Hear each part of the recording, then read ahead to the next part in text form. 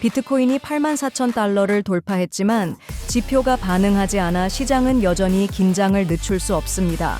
비트코인 ITF는 8번 연속 적자를 기록하며 스테이블 코인은 그대로 주저앉았습니다. 시장은 아직 바람을 기다리고 있습니다. 30조 달러가 붕괴 직전입니다.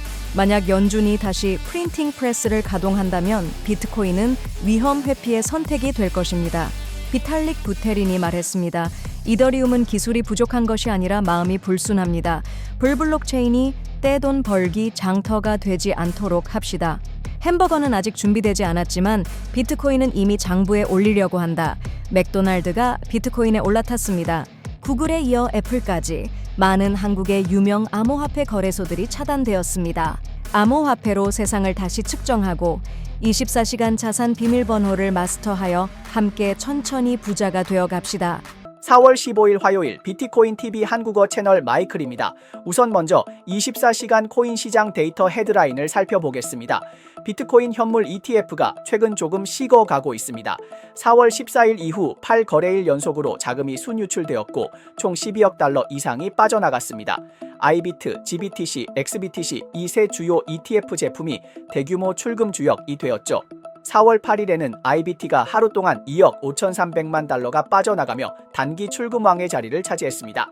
비트코인 가격이 최근 소폭 반등했지만 기관들은 별로 관심을 보이지 않으며 전통적인 자금은 여전히 관망하고 있습니다. 결국 연준의 금리 방향이 불확실하고 규제의 방향도 여전히 명확하지 않기 때문에 누구도 손해를 볼 위험을 감수하고 싶어 하지 않는 상황입니다. 쉽게 말해 ETF는 전통 금융과 암호화폐 시장 간의 자금 흐름을 연결하는 통로인데 현재 이 통로가 막히고 있는 상황입니다. 새로운 정책도 자극도 없기 때문에 이번 자금 유출은 계속될 가능성이 높으며 비트코인의 반등도 지속될 수 있을지 불투명합니다. 4월 14일 기준 비트코인은 84,581달러로 반등했으며 그동안 많은 이들이 주목한 NBT 골든크로스 지표는 현재 마이너스 0.41로 중립적인 저점에 있습니다. 이는 시장이 아직 과열되지 않았다는 의미입니다.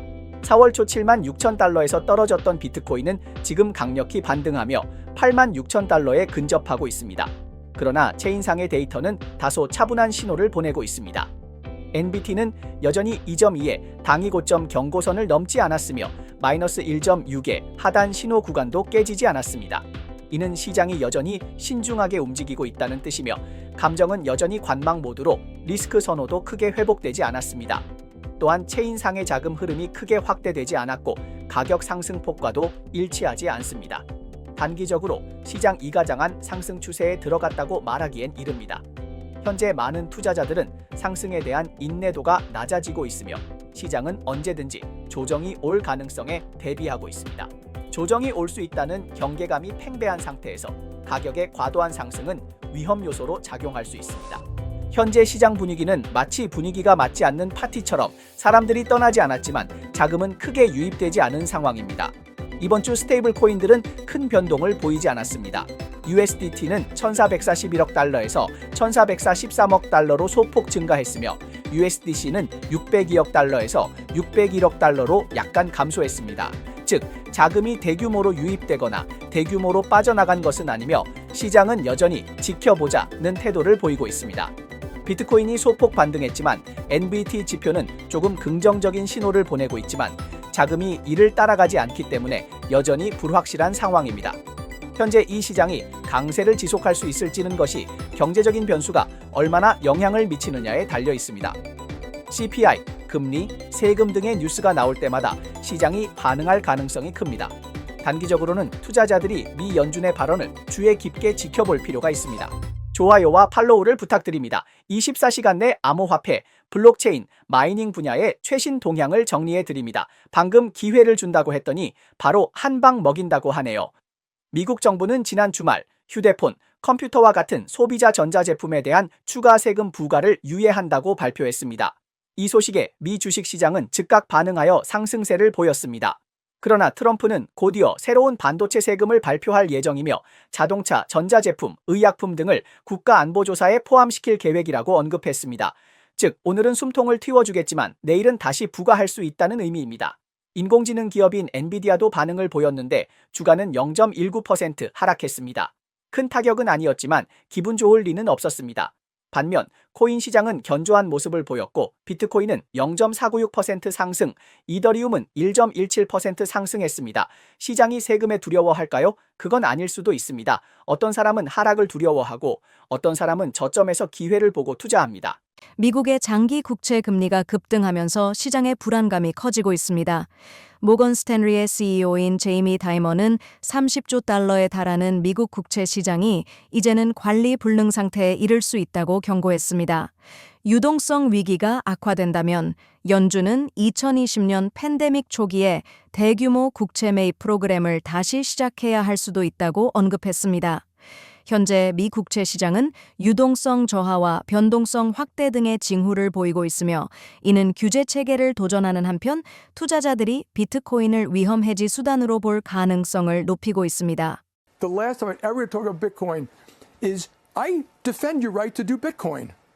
I think, it's okay. I don't want to tell you what to do. So my personal advice was you don't get involved. But I don't want to tell any one of you what to do. It's a free country. 제이미 다이머는 여전히 비트코인에 손대지 말라고 말하지만 그 또한 비트코인이 실질적인 위험 회피 속성을 지닌다는 사실을 인정해야만 했습니다. 재미있게도 비트코인은 올해 3월부터 꾸준히 상승세를 타고 있으며 일부는 반감기 때문이라고 주장하지만 시장 대부분은 그 진짜 원동력이 미국 연준의 양적 완화 정책에 있다고 봅니다. 현재 채권 시장은 다시 불안해지고 있고 많은 투자자들이 연준이 다시 프린팅 기계를 가동할지에 대해 궁금해하고 있습니다. 만약 연준이 실제로 채권 매입을 재개하거나 금리를 낮춘다면 비트코인은 다시 급등할 가능성이 큽니다. 비트맥스 공동 창립자서 헤이즈는 이미 MOVE 지수가 140을 넘어서면 연준이 개입할 것이라고 예고했습니다. 그때가 되면 비트코인은 최대 수혜자가 될 것입니다. 현재 이더리움의 상태는 마치 왕은 여전히 있지만 신하들은 잘 출근하지 않는 것 같은 느낌입니다. 체인상에서의 활동은 정체되어 있고 경쟁자들은 하나둘씩 치고 나가고 있습니다. 이더리움이 제대로 되지 않는 것 아니냐는 의문이 들기 시작했습니다. 이때 한 사용자가 마이크를 잡고 이더리움에 대해 기술이 부족한 게 아니라 핵심 가치관에 진심으로 동의하는 개발자들이 부족하다고 말했습니다.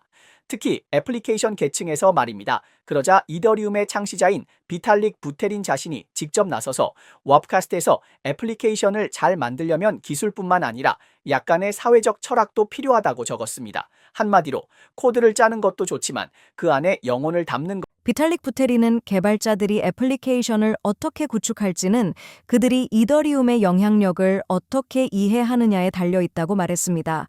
그는 라일건, 파캐스터, 포리마켓, 시그널을 사회적 철학을 반영한 긍정적인 사례로 들었고 반면 펌프.fun, 테라, 루나, FTX는 부정적인 사례로 언급했습니다.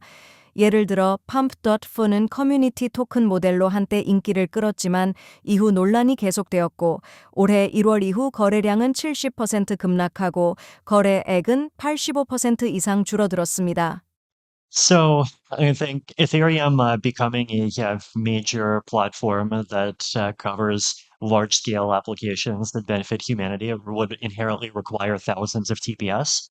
And if we want decentralization and censorship resistance to be actually meaningful things that users receive, and not just words in a white paper, then that means that we need thousands of decentralized and censorship-resistant TPS. 현재 블록체인 커뮤니티는 점점 더 급해지고 있습니다. 프로젝트가 시작되면 발행, 홍보, 에어드랍 등 빠른 돈만 찾는 모습이 대부분입니다. 반면 애플리케이션을 제대로 만들고 가치를 실현하려는 개발자들은 점점 적어지고 있습니다. 비탈릭 부테린은 이번에 아주 직설적으로 말했습니다. 이더리움의 미래가 얼마나 멀리 갈지는 기술의 수준이 아니라 개발자들이 그것을 가지고 무엇을 할지에 달려 있습니다. 발행을 하는 것은 괜찮지만 블록체인이라는 이름을 내세워 기술적 외피를 입고 돈만 벌려는 일을 해서는 안 된다고 그는 강조했습니다. 블록체인이 끌어들여야 하는 것은 가치관과 실행력이 있는 개발자들로 진짜로 생활을 개선할 수 있는 것들을 만들어야 합니다. 비록 그것이 매우 매력적이지 않더라도 훨씬 더 의미가 있습니다. 미래의 진정으로 뛰어난 애플리케이션은 개념이 아니라 실질적으로 뭔가를 변화시킬 수 있는 것일 것입니다.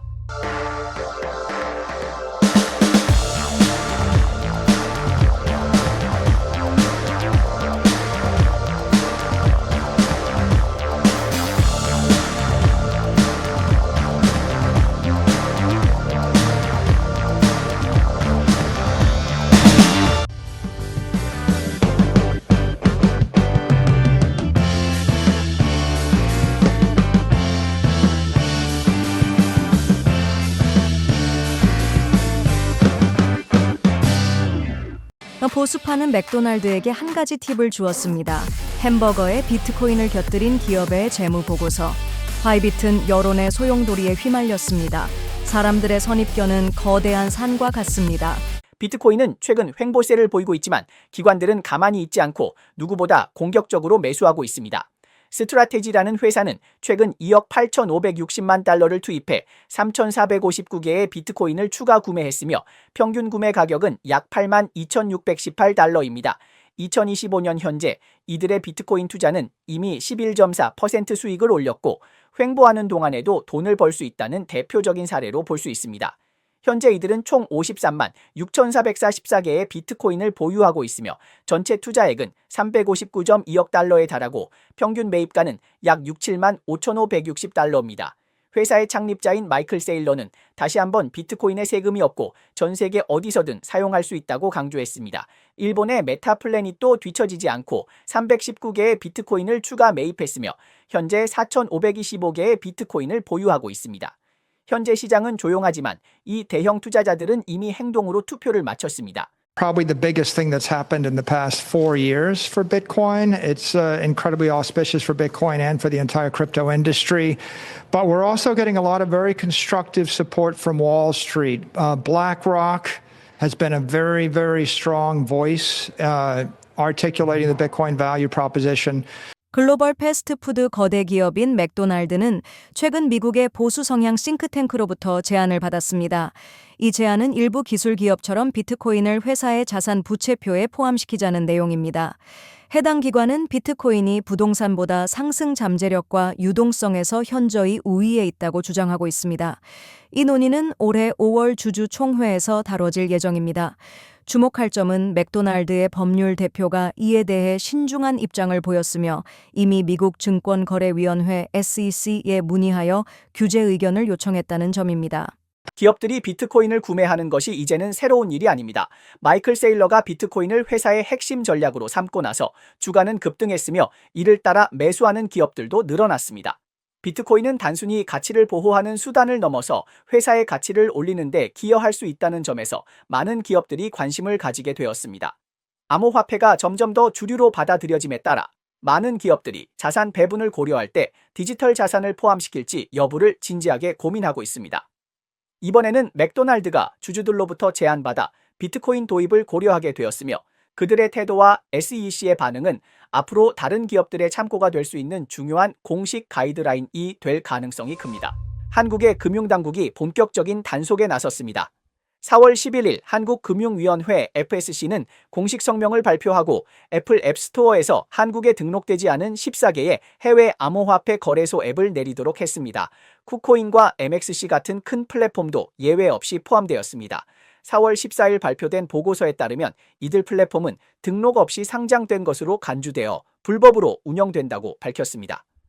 한국금융정보단 FIU도 한마디 덧붙였는데 앱뿐만 아니라 공식 홈페이지도 차단해야 한다고 경고하며 자금 세탁 방지 및 사용자 사기 예방을 위해 모든 것을 단속할 방침이라고 밝혔습니다. 사실 구글은 애플보다 더 빠르게 대응했습니다.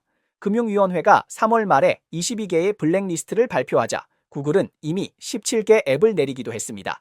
이번 조치는 규제를 지키지 않는다면 한국에서 사업을 할 수 암호화폐 거래소 바이빗이 최근 높은 상장 수수료를 부과하고 학생들에게 계약 상품을 홍보하며 불만을 억제한 혐의로 논란에 휘말렸습니다.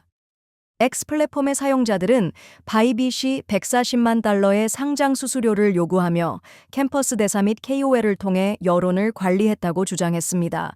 바이빗의 CEO인 본주는 이를 강력히 부인하며 상대방에게 증거를 제시하라고 요구했습니다. 그는 암호화폐 산업이 근거 없는 루머에 의해 방해받아서는 안 된다고 주장했습니다. 바이빗은 또한 상장에 필요한 보증금은 20만에서 30만 달러이며 홍보 예산을 제출하고 리스크 평가를 통해 진행된다고 설명했습니다. 核对我觉得对很多交易所现在它就是一个打开某个市场的一个手段。你在美国你也可以做无 KYC 去弄点他客户，但最后还是会被监管找到的。是 Bybit 以及我认为至少前3、前5的交易所这种体量，大家都想做长久生意。赚快钱，我觉得是后面那波人，但是当他赚够了，到了上面了，他也想做长久生意。对。所以就为什么 top 交易所应该都要去拿牌照？是因为牌照第一个就是说它是把这个大门打开了，你面临的未来就是你要不进不去，你要么就是合规的进去，只有这两个选择。 현재 암호화폐 거래 시장은 경쟁이 치열해지며 거래소의 이미지가 무엇보다 중요해졌습니다. 바이빗은 최근 연이어 터져 나온 폭로들에 대해 즉시 반박하며 증거가 있느냐? 고 단호히 대응했습니다. 그러나 캠퍼스 대사로 계약을 홍보한 부분에 대해서는 별다른 반응을 보이지 않았으며 그 부분에 대해 많은 사람들이 그들의 답변을 주목하고 있습니다. 한국의 강력한 규제와 바이빗의 논란은 사실 암호화폐 업계의 현실을 그대로 반영하고 있습니다. 한편으로는 규제를 준수해야 하며 다른 한편으로는 혁신을 이끌어야 하는 상황에서 결국 그 부담은 프로젝트와 플랫폼에 전가되고 있습니다.